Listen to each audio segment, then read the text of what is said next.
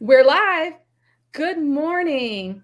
Thanks for joining us. Today, I'm speaking with DeNora Getachew, CEO of DoSomething.org, a youth-led movement for good. Do Something is the largest nonprofit exclusively for young people and social change. Today, DeNora will answer your questions live. If you have any questions or comments, just type them in the comment section and we'll pause and she'll answer them for you. It's going to be a robust, exciting discussion. For the purpose of today's discussion, activism includes any range of issues, political, social, or cultural, which affect local, national, or global communities. So we're not restricting it to anything. With that being said, all the housekeeping done, welcome, DeNora. Thanks for taking time to speak with us today. Let's begin with you telling us how you got into this work and tell us a little bit about Do Something's approach to youth-led social change. So great to be in conversation with you and your listeners today, Kamaira. It's been so long since we last had a chance to be together. But hi, everyone. I'm DeNora Getachew. As Kamaira said, I am the newish CEO of DoSomething.org. I've been with the organization for coming up on 3 months. As she said, we are the largest nonprofit dedicated to young people and social change. We really focus on bringing activism and civic participation to Gen Z and young millennials. So our target demographic is 13 to 25-year-olds globally, right? We have about 5 million members, one in every area code across the United States and in 131 countries across the world. And so it's just great to be in this moment, right, as we're living through this 21st century movement for social justice, to really be able to sit in the seat to activate young people for social impact. And so excited and proud to be the new CEO of Do Something, and really to build on my own deep career of service and advocacy, really thinking about the intersection of young people, democracy, civic engagement, and how do we really activate young people to get them to take over this world and transform it into one that is more equitable, representative, and accessible to all of us. Thank you. So before we begin, I owe you an apology. I have known DeNora for a long time, and I have been mispronouncing your last name all these years. I apologize. All good. It's Getachew. My husband's Ethiopian. It's, we work on it. It's a mouthful, but it all comes from a good place of love. So I'm not even, no judgment there at all. No, I always issue the apology because, as you can see with my first name, I get it all the time, and an apology is all it takes. So I'm sorry. Yes. All good. All good. Okay. Whether we're activists or were activists when we were young or not, or we have young activists now in our homes, youth activism looks different now than it did in previous generations. Tell us a little bit about Gen Z's theory of change. It's so fascinating, right? So the reason that I do this work is really grounded in my own story of civic activism, right? I was a young pregnant teen advocating for myself when I didn't even know the words advocacy or that I was being an activist, right? I was attending a public high school in Harlem.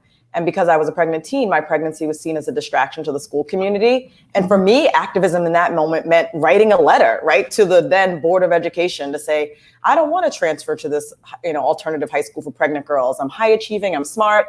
I should be able to stay in this school and graduate on time with my peers. When you talk to Gen Z and young millennials in this 21st century movement for social justice, their sense of activism is like mind blowing, right? Because it's everything from active activism where they're in the streets protesting, marching for the change they seek.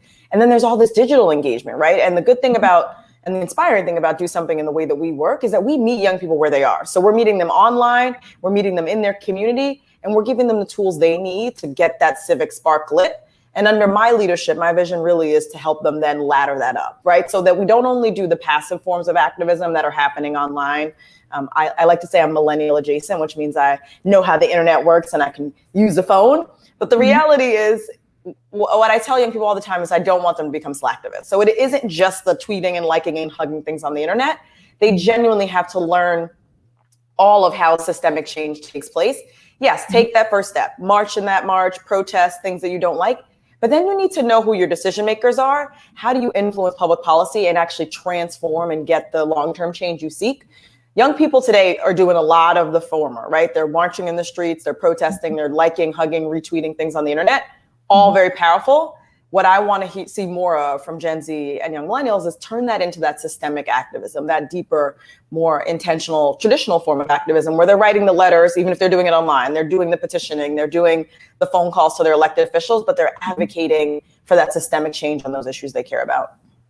Okay, so tell me more about that. How do you get them to make the transition or to include the more traditional forms, and how is that received?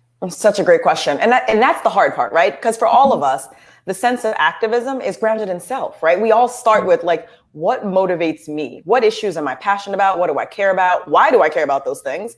And the making the switch to the more deeper intentional touch points is really converting them to go from self to us, right? Like, how do we think about this global or this local society? For many people, we're motivated by what's happening in my community and how do I affect change on that? If we can convert young people from thinking about the self, like I care about ending, the use of big tobacco in my community, that's great. That's the hook. That's how you light the spark. When you get them to telegraph out a little bit, think about us. Like, how is this affecting my community, be it, local or global? And then now, what is the urgency of how we do this?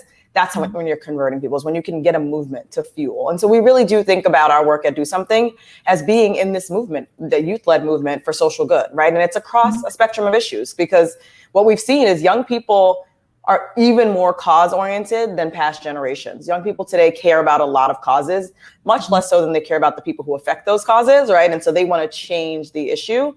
So how do we meet them where they are, get that civic spark lit, but then continue to ladder up their engagement?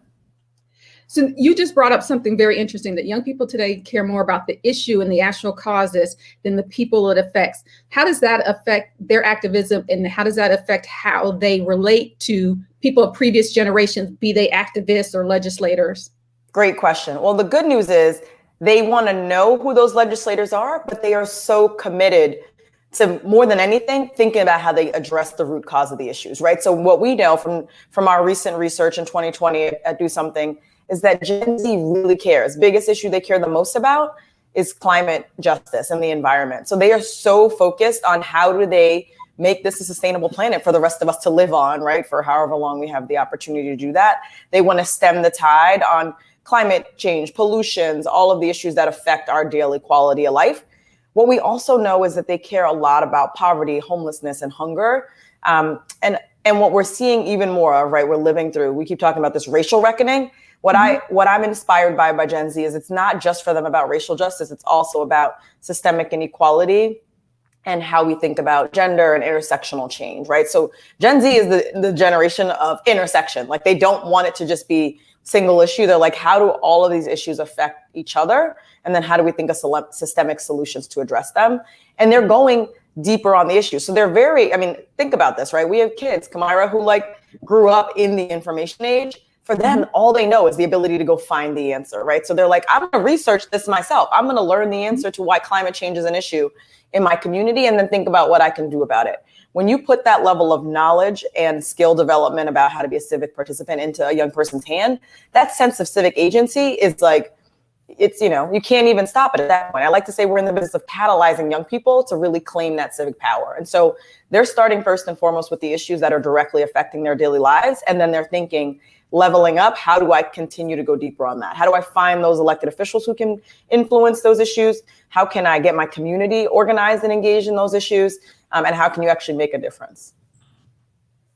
You mentioned something really good. I just had I was walking down the street with my teen, and he was on his phone, as they normally are. And I thought, we were away visiting his grandmother, and I thought that he was texting with his girlfriend. I'm like, can you stop with her? And he was like, actually, I was thinking about the etymology of this word, and I was looking it up because, I wanted to find out where it came from. And I thought that's something they have that we don't have, is that they have this access to information, and they really are using it to educate themselves about anything that pops in their mind. So if they see something having to do with social injustice or the environment, they can go deep, as you said, and research it. They're not dependent upon receiving the information from other people.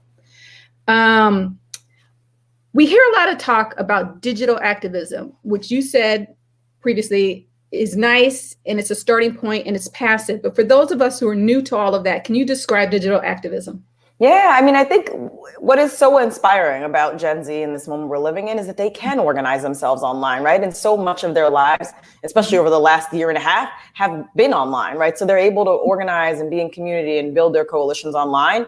What I always want to say to young people is, yes, I want you to sign that online petition, but I also want you to know who your elected official is, because unless you can move hundreds of thousands of tweets, you're not moving the needle on that policy solution you want, right? You're raising awareness. We have to go from the online raising awareness to the systemic change of like, how do you get policy passed on the issues you care about? And so what I will always say, especially as someone who like really believes in the power of young people to change the world, is start there. If your hook is getting a young person online where they can be in community, learn more about issues, and really think about how to commit and take that first step of being a civic participant, digital activism allows them to then think about other more traditional forms of activism that are going to be still in a 21st century movement for social justice will still lead to the systemic change. We need the online petition. We also need the people calling the elected officials' offices and demanding passage of, legislation and the like, and, funding allocations for communities. So it's a both and, I would say, is the honest answer. Okay. And how well are traditional activists interacting with youth in the digital, and how are we cross fertilizing in those areas? It's a great question, right? I think we all got pushed into the digital age even faster than we thought we would during this pandemic, right? So we had the seeds of the digital activism had been planted. I'd like to say in probably the Obama years, right? We all just started, oh, right, I can make a donation online. I can like click on this button and I can, add my name to this petition, et cetera. What you see more and more of is that integration. Like, how do I hook the person who signed the digital petition and get them to take the next step? That's a lot of what we do at Generation Citizen. At Do Something is like we actually are converting young people from that click, right? Like, oh, I really care about, you name it, issue. I've signed the petition. Oh, you signed the petition, Kamira? Do you want to take the next step in your civic engagement and actually make sure you're working on an op-ed on this issue? Or do you want to make sure that you're going deeper on the issue by advocating for passage of legislation? I think a lot of really savvy digital online platforms and nonprofits that are in the digital advocacy space have begun to convert, the digital activists to traditional activists, if you will. I think when you see a lot of the movement that was happening in the community last year, right, during the racial reckoning and in the wake of George Floyd's murder, you saw a lot of people also converting from, I was protesting in the streets, to I'm going to go to the ballot box and make my voice heard, right? So, but it's intentional. All of it is about the strategy of like, how do you get people into the funnel? How do you meet them where they are? And how do you continue to keep them engaged once you have that spark lit? So, we're working through it. It's not perfect on either side. I think sometimes there are struggles with digital activists and how to keep people engaged. I think the traditional activists, we've been at that for much longer, right? So there are some ways to meet them in that way and then try to convert them to digital activists or use that as a tool. I think there's still, some synergies that have to happen, but we're definitely making a lot of progress. Wonderful. Just a reminder that if you have a question for DeNora, just type it in the comment section and she'll answer it live. We are speaking mostly to parents and adults who are raising teens. So what do we do if, let's start with, we have a teen who's passionate about an issue. They may want to do something. They're not sure where to start. How do we help them? Well, that's the best part, right? Like, I'm so excited about joining the Do Something team, because think about how often you just say they want to do something, right? Like Andrew Shue founded Do Something along with Michael Sanchez 28 years ago, in the MTV generation, right? So I'm a product of the MTV generation. We would sit there and you're like, you're frustrated? Do something, right? And still today, it is like such a powerful term. I'm going to go back to what I said before, which is like, meet young people where they are. They want to do something. Ask them what they care about, why do they care about it, and what change are they trying to meet? Because very often with that first moment when you can hook a young person, it's going to be grounded in self, right? Like, I'm upset about X that happened in my community, be it police violence, be it the environment, be it racial justice, whatever it is. Then the young person's got that spark lit. As a parent, what you're there to help do is facilitate, right? Like, how do you find a place that can channel the energy of your young person, keep them engaged and activated on the issues they care about? And then keep giving them support around, encouraging that activism, encouraging their, their public advocacy work and supporting what they want to do. So, right, it can't be the parents saying, you have to advocate for this. It's instead saying, I'm really excited that you're passionate about this. Let me connect you with community groups, be them local or, national ones, like Do Something, that can help you find a way to get engaged. And so to me, that's, as a parent, I'm parenting. I both have an a young millennial and I've got some Gen Zers at home, I'm meeting them where they are. You care about climate change in your community? Let's start first with a local project to clean up your community. Then we can think about what else you can do.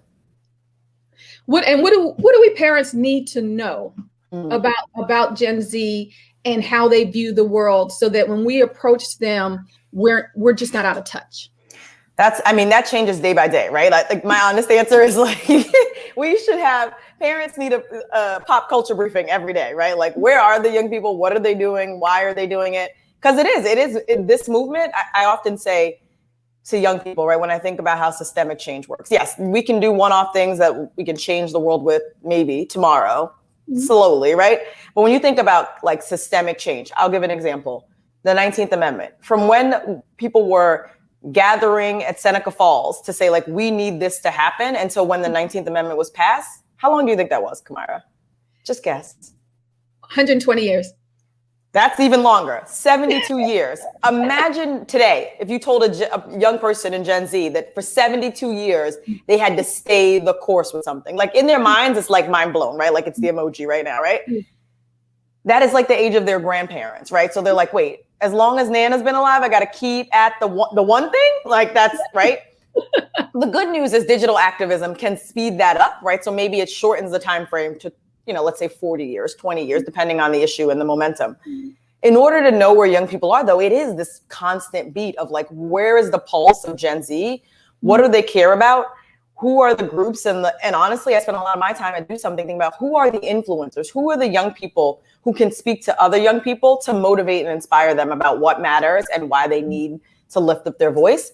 That work is every day. So as a parent, I think it's really understanding pop culture. It's knowing your young person, right? Having the honest conversations over the dinner table, right? Kicking it old school in that regard. Like, what are you thinking about? What's going on? What resonates for you? What makes you excited, passionate, nervous, afraid? And then how do you channel that, right? Because for all of us, the Gen Z likes to fashion themselves as the most engaged generation ever. And I was like, well, that's disrespectful to the great generation and the boomers who were marching in the 60s. I mean, I'm a Gen Xer, so I'll take it. Like, I wasn't like the most, and we're a small generation. But for these young people today, it's really, we have to know them and we've got to meet them where they are. And I think we all have to spend some time learning what the issues are they care about, right? Like, if you would have asked any parent of a millennial or Gen Z 10 years ago, like, is climate justice the only issue? They would probably said no, right? When these kids were babies. And now we're like, yes, that's the issue. It's the intersectional issue of all the issues. There's a racial justice angle, there's a gender justice angle, like all of it, right? And so we've got to meet young people where they are, and we've got to know our own young person. Because as a mother of, for me, an extrovert, like, I can't say to him, what you should be doing is retweeting this, right? I need to say to him, I found the protest and I'll go with you to it. And then we'll call our senator together. Yeah. But your young person who's an introvert or more nervous would say, I don't want to do that, Mom. Like, what's a lower stakes way that I can co-sign on this and care about this, but not have to feel like I'm giving all of my political capital or all my energy to it? And so, I'll put in a small plug for us to Do Something, because we meet young people where they are. It's both online work that they can do, kind of digital activism, and engage with their community and report back to us about what they've done. There's also opportunities to be in community and to build your coalition and get your friends to go clean up a park together. So it just really is about meeting young people exactly where they are. Let's take environmentalism. As you said, it's intersectional. What are the types of things that youth are doing around that, be it through Do Something or other organizations? Such a great question. And we're in this moment right now. We've got a lot of exciting programming going on over at Do Something. One thing I would lift up in particular is our campaign, our programming that we're running right now around ridding the country or ridding the world of big tobacco, right? So we have partnered with the Campaign for Tobacco-Free Kids, and we are focused on programming that allows young people to understand that says ending big tobacco and ending the need for smoking is an intersectional issue. It's one that's climate related, right? So how do we, cigarette butts pollute the community and the ocean in like such large numbers, not just the physical tobacco, but the filters that are in them are such a huge pollutant, and they're, really destroying our environment. So we get young people to think about it from that lens. It's also a racial justice issue, right? Like, big tobacco has targeted communities of color for generations, right? And have made it's interesting, right? Because they try to position it as it'll help you calm down. No, you're addicted to nicotine, right? Like, and it's actually not a calming use at all. So there's a racial justice lens. And now in particular, big tobacco has been targeting the Latino community as like the fastest growing demographic, or one of the fastest growing demographics in America. Ending the use of big tobacco is also a mental health issue, right? Because now you're addicted to a substance, right? So you might say like, oh, I'm smoking to calm down, but you need to smoke in order to keep calming down. And that's causing mental health issues for a generation that already has, huge mental health issues. So we think about it through that lens. And then there's an LGBTQ lens also, because big tobacco has been targeting the LGBTQ community. And so it's fascinating when you think about an issue like tobacco cessation, right? And really thinking about how do you stop all of the influences of big tobacco, right? And thinking about it squarely through the lens of social justice. And so, we have found ways to get young people to commit to not smoking, discouraging their peers from smoking, and really thinking about how to fight back, on big tobacco's influence on our community. We've also been doing work in this moment, right? You think about the pandemic and what's happened for all of us. We know two things have been true. Incidences of people drive more frequently than they did before the pandemic, right? Because especially in a city like New York, your car is your PPE, I like to say, right? Like it's the safest place you can be. You're like, I'm in this little bubble. I'm safe. There's no germs. Hopefully there's no COVID exposure here. So people are driving in record numbers. The consequence of that driving, Kamira, you live in a city where people drive all the time, so this is not new news to you. Yeah. But the consequence of that has been that incidences of crashes and mental health issues behind the wheel have skyrocketed during the pandemic, right? Because you have all of these people nervous. They're always on their phone. They have to text and drive. They've got all the stress and anxiety of this moment. And so we have been focused on how do we make sure that young people understand that they need to be safe when they're behind the wheel, and actually empower them to come up with a safe driving plan for themselves and their peers, that every time you get behind the wheel, you know where you're going, you've got the directions clear, you're not texting and driving, you're not anxious in driving, you're really thinking about how to be safe on the road so that we can bring down some of the high incidences of death and accidents on the road. So we're partnering with GM for a road to self-care as it relates to driving. And then the last program that I mentioned that we've recently been working on over at Do Something is one that we've been focused on with the Allstate Foundation, really thinking about the intersection of this moment, right? What I know to be true in this moment is that young people and teachers alike are saying that curriculum doesn't meet the needs of young people who can literally, in a moment's time, in a classroom no less, right? The teacher could be teaching one thing that's from this curriculum. Young people could Google and figure out an answer that's contrary to that, or like adding the nuance or the color or the perspective, right? And so what we partnered with the Allstate Foundation on was to put together a program that really gets young people to think about whole histories, right? Like I'm not stepping into we're not going to talk about critical race theory. That's not what I'm proposing.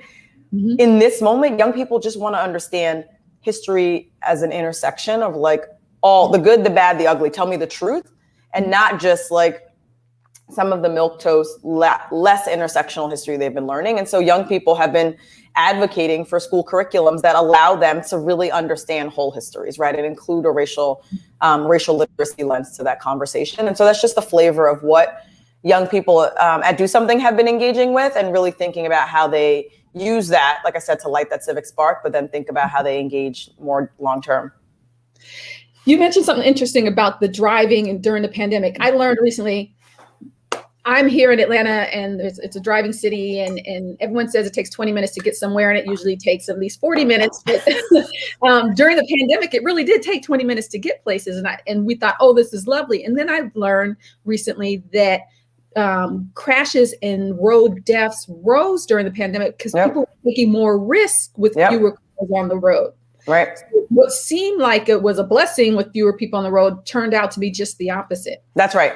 Yeah. So speaking of a lot of people on the road who had never been on the road, right? So even adults, right? Like myself, I am a native New Yorker who didn't get a driver's license until very late. That's okay. I'm not embarrassed. It's true.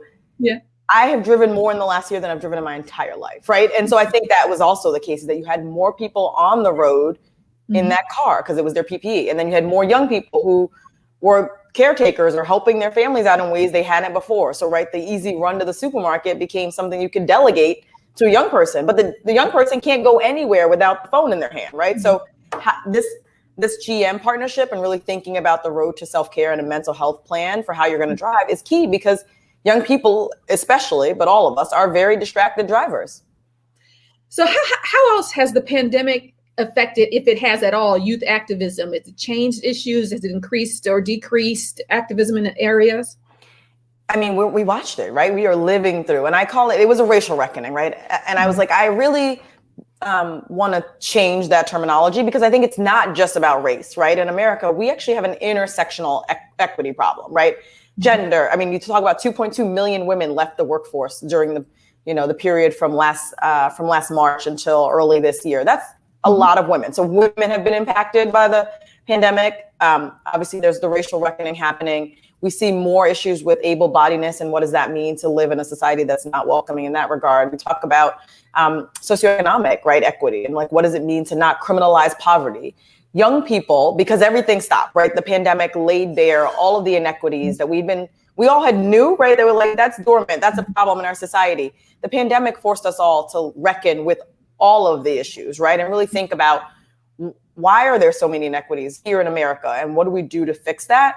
And young people, first and foremost, took to the streets, right? Traditional activism. They're like, enough is enough. We need to change things for the better. And so we saw that happening in the peak last year of the aftermath of George Floyd's murder. We saw young people marching in the streets all across the country. We saw young people going from those streets to being able to, like, getting voter registration in the streets, to connect the dots between the policy issues you care about and then electoral change. And then you saw young people engaging in online activism, digital activism, as a follow-on to that. Like, yes, I do want to sign the petition to push for the passage of the George Floyd Policing and Justice Act. And so young people care about the issues, and they're now connecting the dots more quickly between, yes, I want to march on that issue, but I also know I have to call my elected official. And I also know that the great news is I can use the internet to be able to fuel that activism and really sign my name, co-sign, support the issues I care about in a more intentional way. So it's been a great time to watch young people, actually, especially Gen Z, come of age, right? Because like, they are the fastest growing demographic in America. And I think all of us are a little bit hesitant. We're like, do we give them the keys to democracy? Are they ready? Can they take it, right? Yeah. And what they showed was like, they're ready, right? And in fact, one of my good friends, Dr. Daniela says it often, so I give her credit every time. She runs all of her scholars. She said, the amazing thing about Gen Z is that they are clear that they're going to be the beneficiaries of the change they seek. So like me, right? Like you, Gen X, we're like, I'm going to keep working at this, and maybe my grandkids will benefit from this change. Gen Z is unapologetic about the fact that they are advocating now for change that will happen soon, as in now, right? Like, it's not like, oh, in 20 years, call me, I want you to do that. They're like, tomorrow, will you pass the bill? That has pros and cons, right? So like, a lot of the work that I've done over my career is like getting rid of structural barriers to participation that don't like connect the dots for young people about how change works, right? Yeah. And then also civic education, because young people need to understand, yes, you want change now, but that might not actually be possible. So understand the legislative, judicial, executive processes that lead to that systemic change, so that you can use them as levers to get the change you seek. Yeah, that is a good point you make, that the adults in these situations, it seems, I don't know if we did, and the people who are our adults may say something different, but we seem to have known that this is a long game. That no matter what we did, we would be frustrated, but we knew it was a long game. And I think things come so quickly now with this whole digital life. Everything, like we said, everything's at the tips of their fingertips, in their palms, that they expect this change to come. And there's a part of me that wants to help them and inform them about everything and let them know that it takes a long time if you go through the current legislative process. But there's a part of me that thinks, well, maybe they'll just change that process so that it doesn't take as long. And maybe that's the benefit of what they're doing. I think it's both of those things, though, right? I think it is, right? We are in this transformational moment, right? And I have to believe that, and I've been saying this for a while, like, we all were put here to get our COVID clarity. Like, what are the things that matter to us? What are we going to do differently on the other side? And how are we going to do them, right? And I keep the Honorable Shirley in my background, because it just reminds me all the time. Like, one of her quotes that I'm always grounded in is like, you don't get change by sitting in the corner whimpering and complaining. You get change by implementing good ideas. So the power of this moment is young people are implementing good ideas, whether that's, thinking about how to disrupt or change or transform the legislative process, thinking about how to, push the corporate sector, the public sector to change on a specific issue. They're doing it. They're using all of the levers. And yet I think there is still a fundamental flaw that we have not done enough to educate them about democracy writ large, right? Because democracy is a complex political system. It's an expensive proposition. Yeah. And if young people, especially in historically marginalized communities, understood democracy and all that it entails, they would blow up the whole thing, right? Like they would literally decide, you know what, now I understand the rules of the game, right? I say democracy is a full contact sport. If they understand the rules of the game, then they can use the game, the tool, the democracy for their own gain. And I think that's what we as parents and as educators out in the world need to be doing, is teaching young people that democracy is a tool they can use to get the change they want on issues they care about. I love that point. That is my big takeaway, that explain democracy and how the complexity of democracy and how it really works. In my home, it's always the legal system because we break things down, but it really should be democracy and the legal system as one of the components in that. So I stole that great takeaway. What is your takeaway for parents when they're dealing with youth activism and how to support it? I'm going to say what I've said throughout this exciting and great conversation with you, Kamara, which is like, meet young people where they are, right? Like really, it is our jobs to activate them and give them the tools they need for social impact, because they're ready to do it. We just need to help support and facilitate their participation. So like I said, democracy is a full contact sport. Let's all figure out how to activate our young people to get in that game with a healthy dose of self-care, right? Because we don't have to be activists every day. I think that's the challenge, is we all think every day, all day, I'm an activist. And it's like, sometimes good players sit on the bench and they take a break. So that's my advice to parents, is like, know your young person, give them the tools they need to participate in democracy, coach and support their participation, and also let them know sometimes good players sit on the bench. Take a break. Take a break, let someone else lead, or just refuel. That's right. I love that. Thank you. If you are looking for a place to go or to send your young person, go to DoSomething.org. There are a lot of different ideas and activities that they're already engaged in, or information on how to begin your own. They're not restricted to the ones that we discussed here. They run the gamut of issues. So no matter whether your child is left-leaning or right-leaning, or they don't quite know how they lean, there's information there for them. So feel free to go there. Again, it's DoSomething.org. Thank you so much, DeNora, for spending time with us. This has been very enriching, and I look forward to hearing all the comments and conversations that spin out of this. Thank you for the opportunity, Kamara. It was so great to have a chance to connect with you and to talk with your listeners today. Have a great day. Bye-bye.